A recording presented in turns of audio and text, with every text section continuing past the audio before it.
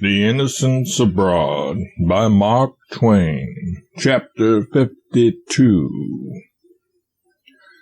The narrow canyon in which Nablus or Shechem is situated is under high cultivation, and the soil is exceedingly black and fertile. It is well watered, and its affluent vegetation gains effect by contrast with the barren hills that tower on either side. One of these hills is the ancient Mount of Blessings, and the other the Mount of Curses, and wise men who seek for fulfillments of prophecy think they find here a wonder of this kind, to wit, that the Mount of Blessings is strangely fertile, and its mate as strangely unproductive. We could not see that there was really much difference between them in this respect, however. Shechem is distinguished as one of the residences of the patriarch Jacob, and as the seed of those tribes that cut themselves loose from their brethren of Israel and propagated doctrines not in conformity with those of the original Jewish creed. For thousands of years this clan have dwelt in Shechem under strict taboo, and having little commerce or fellowship with their fellow men of any religion or nationality. For generations they have not numbered more than 100 or 200, but they still adhere to their ancient faith and maintain their ancient rites and ceremonies. Talk of family and old descent! Princes and nobles pride themselves upon lineages they can trace back some hundreds of years. What is this trifle to this handful of old first families of Shechem, who can name their fathers straight back without a flaw for thousands? Straight back to a period so remote that men reared in a country where the days of 200 years ago are called ancient times grow dazed and bewildered when they try to comprehend it. Here is respectability for you. Here is family. Here is high descent worth talking about. This sad, proud remnant of a once mighty community still hold themselves aloof from all the world.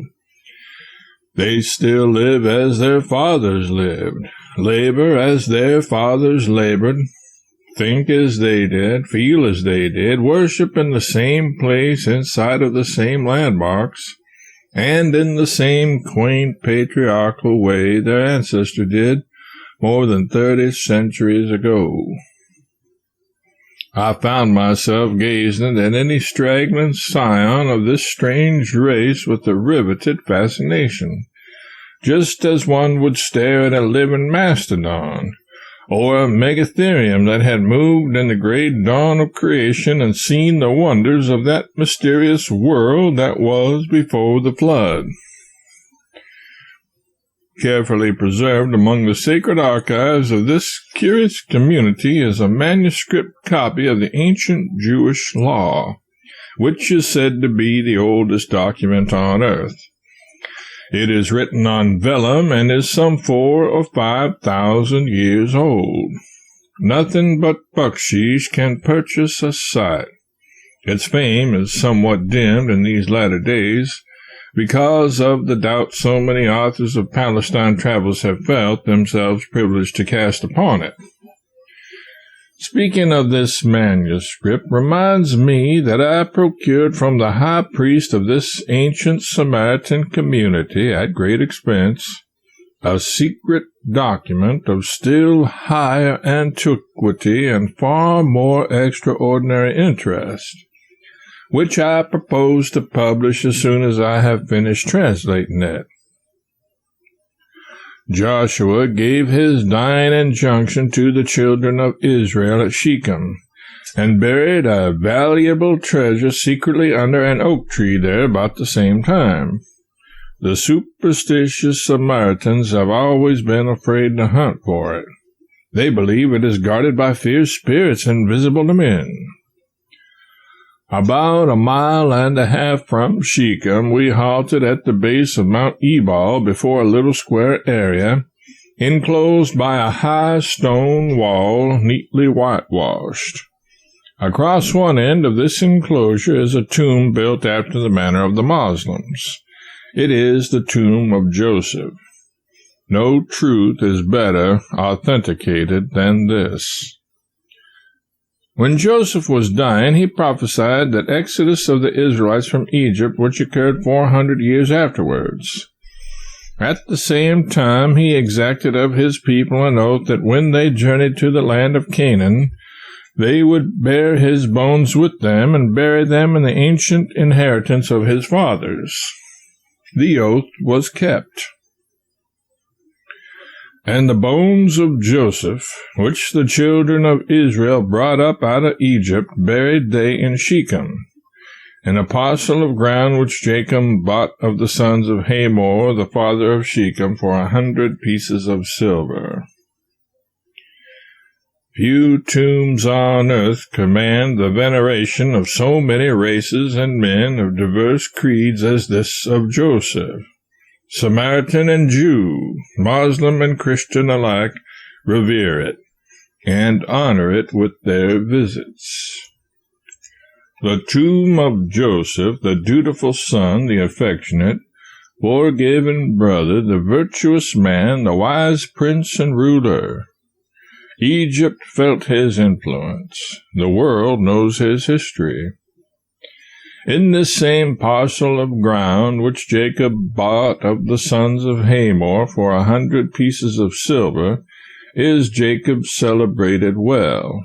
It is cut in the solid rock, and is 9 feet square and 90 feet deep. The name of this unpretending hole in the ground, which one might pass by and take no notice of, is as familiar as household words to even the children and the peasants of many a far-off country. It is more famous than the Parthenon. It is older than the pyramids. It was by this well that Jesus sat and talked with the woman of that strange, antiquated Samaritan community I have been speaking of, and told her of the mysterious water of life. As descendants of old English nobles still cherish in the traditions of their houses how that this king or that king tarried a day with some favored ancestor 300 years ago, no doubt the descendants of the woman of Samaria, living there in Shechem, still refer with pardonable vanity to this conversation of their ancestor, held some little time gone by with the Messiah of the Christians. It is not likely that they undervalue a distinction such as this. Samaritan nature is human nature, and human nature remembers contact with the illustrious always. For an offense done to the family honor, the sons of Jacob exterminated all Shechem once. We left Jacob's well and traveled till 8 in the evening, but rather slowly, for we had been in the saddle 19 hours, and the horses were cruelly tired. We got so far ahead of the tents that we had to camp in an Arab village and sleep on the ground. We could have slept in the largest of the houses, but there were some little drawbacks. It was populous with vermin, it had a dirt floor, it was in no respect cleanly, and there was a family of goats in the only bedroom, and 2 donkeys in the parlor. Outside there were no inconveniences, except that the dusky, ragged, earnest-eyed villagers of both sexes and all ages grouped themselves on their haunches all around us, and discussed us and criticized us with noisy tongues till midnight. We did not mind the noise, being tired, but doubtless the reader is aware that it is almost an impossible thing to go to sleep when you know that people are looking at you. We went to bed at 10 and got up again at 2 and started once more. Thus are people persecuted by dragomen whose sole ambition in life is to get ahead of each other. About daylight we passed Shiloh, where the Ark of the Covenant rested 300 years, and at whose gates good old Eli fell down and brake his neck, when the messenger, riding hard from the battle, told him of the defeat of his people, the death of his sons, and more than all, the capture of Israel's pride, her hope, her refuge, the ancient ark her forefathers brought with them out of Egypt. It is little wonder that under circumstances like these he fell down and brake his neck. But Shiloh had no charms for us. We were so cold that there was no comfort but in motion, and so drowsy we could hardly sit upon the horses. After a while we came to a shapeless mass of ruins which still bears the name of Bethel. It was here that Jacob lay down and had that superb vision of angels flitting up and down a ladder that reached from the clouds to earth, and caught glimpses of their blessed home through the open gates of heaven. The pilgrims took what was left of the hallowed ruin, and we pressed on toward the goal of our crusade, renowned Jerusalem. The further we went, the hotter the sun got, and the more rocky and bare, repulsive and dreary the landscape became. There could not have been more fragments of stone strewn broadcast over this part of the world if every 10 square feet of the land had been occupied by a separate and distinct stone-cutter's establishment for an age.